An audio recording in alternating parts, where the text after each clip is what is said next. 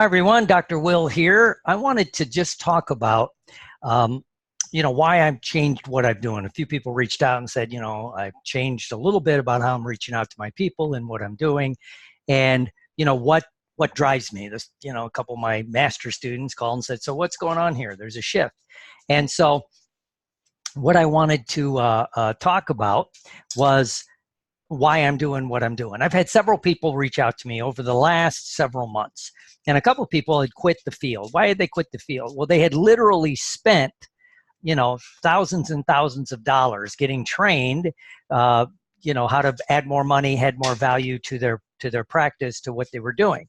Because there's a plethora of those guys out there and girls. So I'll show you how to get big ticket clients, six-figure speaking gigs. I'll show you how to do all this stuff, right?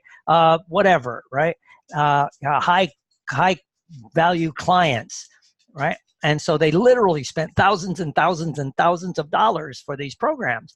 And not that maybe the programs aren't that good, but they didn't work. And so they were frustrated. So they just said, basically they threw the baby out with the bathwater, said it's all bullshit, I'm leaving. Okay, fine. Well, and they called me because there's still some things. So we start talking. I said, well,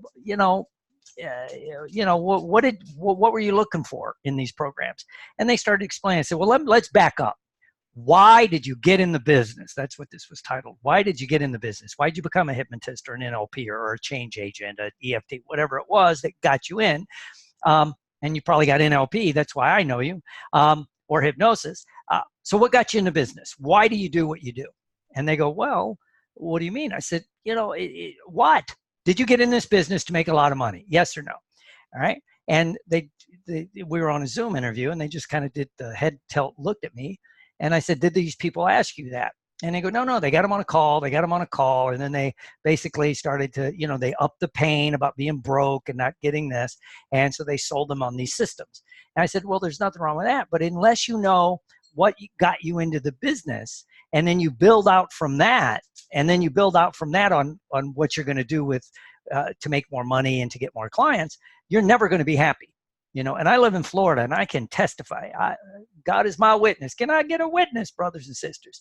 And, there are some people down here with more money than they know what to do with, and they are miserable human beings. I was at one place, and a guy had parked, so he kind of took two parking places, because he had it was a Bentley, right? And somebody parked pretty close to him. And, I was walking into the restaurant, and they were walking out, and this guy's like, yelling at the guy.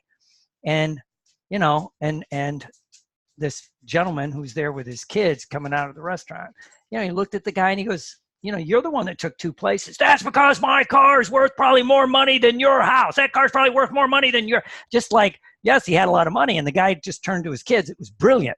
I should have filmed it, right? Turns to his kids and he goes, kids, this is a prime example that money won't make you happy. And the guy for a moment was speechless. Then he continued yelling.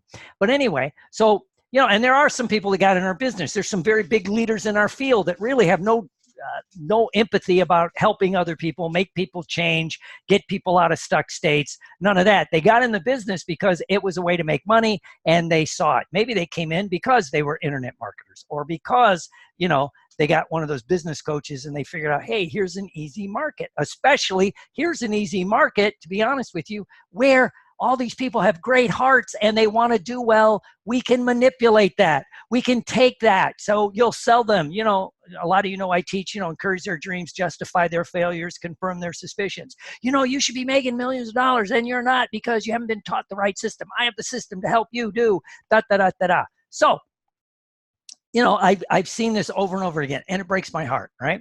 And I've seen some people jump in and they're teaching it, and they don't even know if the people they're supposedly helping have the skill set to deliver on the goods if they get people in their system.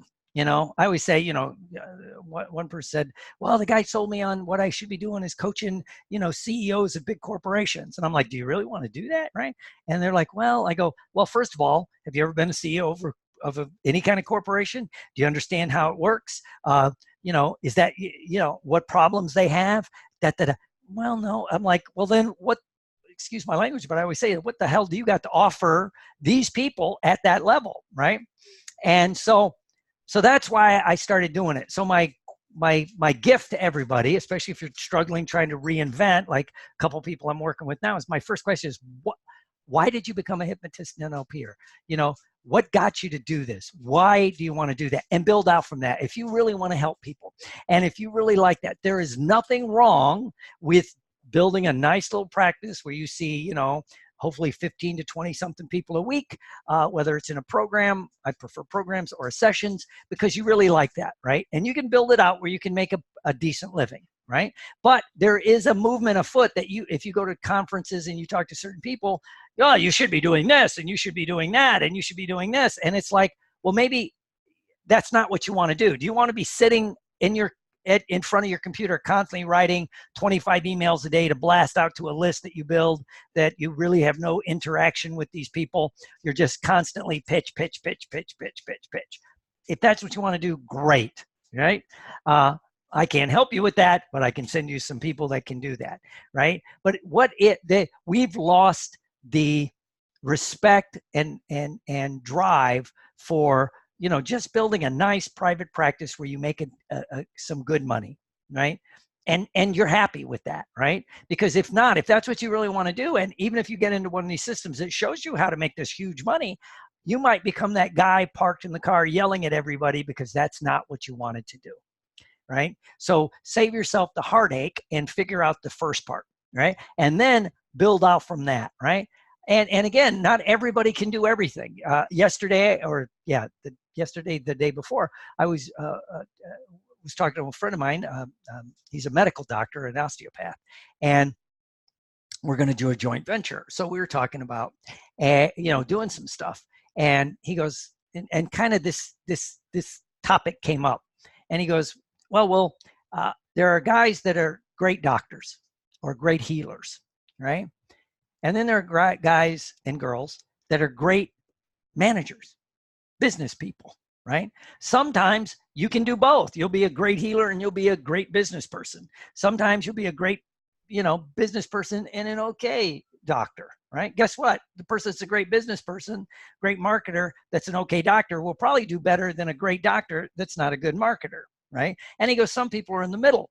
And and some people have to figure out what they want to do. Some people, they're great healers, they want to heal, and this is what I suggest to people: you build your practice, you really work with a lot of people, you really have some fun, you're making a decent living. Then maybe you want to begin to learn how to do this other stuff, right? But do you want to be a manager? Right? Do you want to have like 3 clinics and all these hypnotists, and you're not really seeing clients unless they've totally blown up, right? You're managing hypnotists and this and that, and that. Maybe that's what you want to do. I don't know, right? But again, you need to find what drives your passion, what drives your heart, and then build out from that, right? Because that's the hidden key, right? And so again, yeah, that's what we do. And again, the other thing underneath that I've been working a lot with is, if you hit this block, right? Again, maybe you're not doing what you love, right? You got into this to really heal people. But now you have all this shame, guilt, and remorse because, that's not what you should do. Especially our field is adding to it because you should be doing this and you should be doing that and you should be doing this. Well, maybe that's not what you want to do, right? And so again, the way shame really works, and it's built into our DNA. People act like it's not. It's built into our DNA because for most of millennia, up to a few hundred years ago, if you got shamed, you got kicked out of the tribe, the group, the village, the family, you died. So if you get into the hypnosis, the NLP world, and you get in this thing, and you're going to the conference and the seminars and this and that, last thing you want is to be kicked out. So you'll start doing everything they want to do, right? And so you feel bad because you're not, you haven't figured out how to tweak what you want to do, right? So, and then of course there might be the shame, the guilt, the remorse about following what you love, doing this, breaking from other things. And then underneath that, of course, would be a lot of the people that I work with because they feel like they're a fraud. They got I call it the paradox of knowledge. They got in the field, they lost weight, stopped smoking, they had magic with hypnosis or NLP or EFT or therapy, and And now they learned how to do it. They're doing it. They're good at it. They can help other people, but now they have other problems. Maybe they've gained a lot of weight. Maybe their relationship's gone to shit. Maybe they went back to their smoking or drinking or whatever. So, and they can't fix themselves, right? But they have so much knowledge in their head. They go to a seminar. This is what most people will do. They'll go to a conference going, I'm going to fix myself. I'll sit in these conferences, these trainings where they're experiential. And so you're sitting there and the guy or the girl's doing a beautiful session and you're sitting there going, why did they do that? I wouldn't have done that. I would do this. Oh, or they go, I really like that. They open their eyes, they start taking notes, right? They're not in the process. That's the knowledge part, right? They don't know how to drop underneath that, right? And it's, you could call it another part of the critical factors of the mind, but unless you're working with somebody that understands that can bypass that, and the better your skill set as a hypnotist, an NLP, or a therapist, the harder that is to bypass. And so anyway, that's what I've been doing, and I'm opening up another brick and mortar practice because I have some ideas. I want to do something a little different, and that's why I got into this fucking business. I do like helping people lose weight. I like it. I help people stop smoking. That's not my favorite, so I'm not really going to push that. But lose weight, improve their sports game, and performing arts. Excuse me. Confidence. I love that. I absolutely love that. Right. So I'm going to do it again. Right. And I'm going to do it in a different way. So anyway, that's why I've changed what I'm doing. So my gift again is, why did you get in the business? What do you want to do with it? And then you have to really figure that out and build out from there, And to lastly kind of reframe this, I see people that have been in the business for a while and they're teaching new people. And because they're up here, they want you down here. Okay, we're going to do this. Well, you haven't done the 3 years of clinic work, right? So someone shows you how to start doing it right. So you do get some phone calls from some people, right? And they sign up for a big ticket item.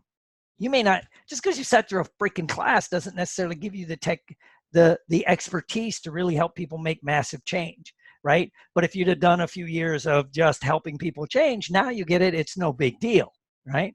But because not every trainer understands, because I'm up here, right? And you're down here, I can't get you to skip a lot of the steps in between, right? If, to use a different analogy, you'll become a one-hit wonder. You'll make that record everybody sings about for 6 months, and then nobody ever fucking hears from again because they didn't have the skill set to know how to, keep it going for 30 years, right? And again, when you look at, let's use music for once as an analogy, not acting, you look at the Rolling Stones. They were a garage band. They were a bar band. They had a lot of experience before they got their break. So again, that's the other thing, right? And sometimes even if you're got a pretty good skill set, but you want to reinvent yourself, you have to do some certain things. So that's, yes, that's what I'm doing. That's why you see me pitching this to a lot of people, because it breaks my heart. All these people take this wonderful training. They have these skill sets, and then they get so frustrated, they walk away. Right. So if you need some help, if you're interested, let me know. I can't help everybody. Again, I have my skill set to help people build what they want, but mainly to get you the basis. So then we can figure out what you want to do next, right? So if you have a little bit of that shame, if you have a little bit of that guilt because you're not doing what you should be doing, but even though you're not quite sure what you should be doing, or you have a little bit of that imposter syndrome because, I run a weight loss clinic and I'm 40 pounds overweight, or this one's big. I do a lot of people with weight loss, but I'm 15 or 20 pounds overweight, but everybody tells me I look great, but I don't like the way I look. So that, it doesn't matter what other people think. It only matters what you think. So that sets in the imposter syndrome, because then you're projecting failure to your clients. So I just had someone I coached early last year, and they go, suddenly I just wasn't, none of my weight loss clients were working. We start talking, and that was what it was. They put on, it was about 18 pounds, right? And I go, well, that was the problem. So they were projecting through their energy to their client that this shit won't work, right? Or it's only going to work for a while. You know, I got in hypnosis 5 years ago. When I lost weight, became a hypnotist, I'm doing great. Now, about year 4, there were stressors, there were other things, an injury, they put on this weight. So they're starting to project like, why isn't it working, right? So anyway, fix that and everything started to flow again. So that's what I do. So get in touch with me. You know, if you're getting this, it's probably on my email or my Facebook page. So you can, if you're on my email list, obviously shoot me an email. Phone number's there. Give me a call. If it's on Facebook, same thing. Leave a message. IM me, you know, instant message. I'll get back. So I look forward to helping people. Again, this is what I do. You know, I help. You know, I help you change your mind to change your life. And again, it's kind of unique when you're dealing with people that understand what we're doing. So we'll see you all as we trudge the road to happy destiny. May the sun be in your face and the wind at your back. I'm going to go work on a movie thing all day today. I'm going to help the people do some other stuff because there's something I'm learning and I want to, you know, how do you learn how to do something you don't know how to do? You got to go figure out and hang out with the people that know how to do it. You know, I've been doing theater for 35 years. I could be on a stage anywhere in Southwest Florida, Chicago, even New York City. I'm very comfortable. I've done some movies, but I'm not comfortable on that sets or those environments. How do you get comfortable? You got to start doing it. So that's what I'm doing. So I shall see you all soon. Have a great day.